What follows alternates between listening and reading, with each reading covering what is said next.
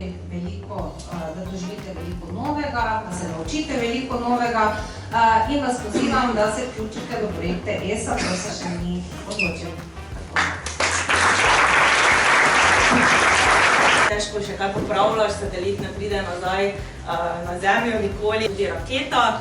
Raketa je tista, ki popelje satelit v vesolje.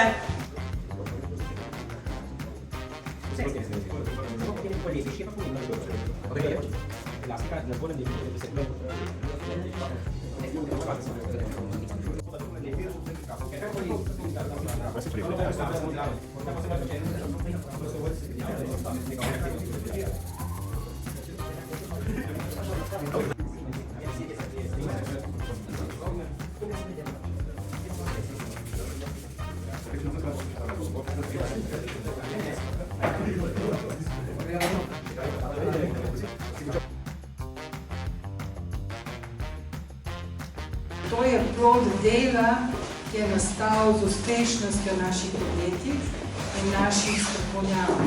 Povedali smo se, kako bi lahko sanjevali energijo na Lune. Če imaš čas, lahko tudi vsako lenešeš. Amen. Vedno bolj opaziti, kako se povezuje vse skupaj. Satelitske posnetke smo jih uporabljali pri geografskih informacijskih sistemih. Vsi vemo, da ko pridemo šolniki, bomo rekli Bog, do reševanja, imamo ideje, imamo, je tako ali tako, imamo. Potem pa nastane problem, kako to idejo realizirati. Vse jaz se srečujem s tem. Oni ne, bolj jaz, ja. Madonca, pa gledajte, kaj nekaj sem v svetu in v svetu uspe, pa zakaj ne bi še nam uspelo? Cesta bo makadamska, ne si misliti, da v podjetjih ni podobno. Imamo take plane, pa bi bilo super, potem je prvo kleščenje, pa drugo kleščenje. No, na koncu pa prideš do tistega jedra, kjer je price-performance ratio najboljši.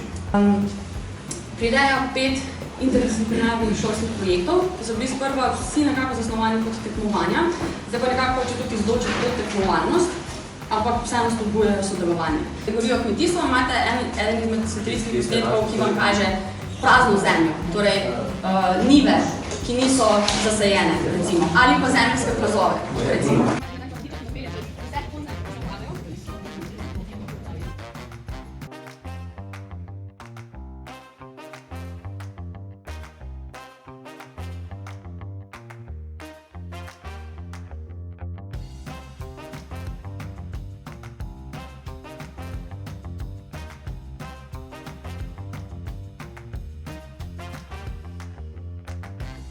Tu imamo že teacher guide, ki je res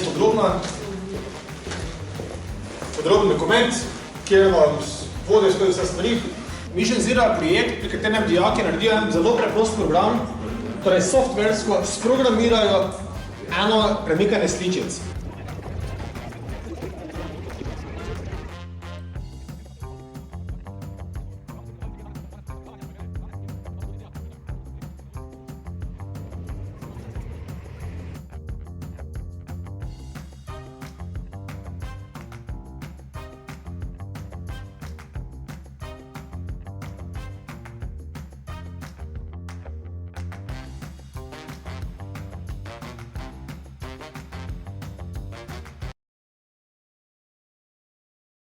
Tukaj pokaže, kako se je posebek razvijal skozi čas.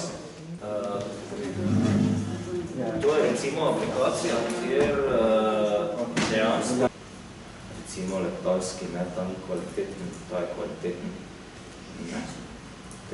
Jaz pa sem zelo označil v enem drugem browserju, EOS browser, kjer dobiš 100 hektarov zastojn, da 100 hektarov spremljaš zastojn. In zdaj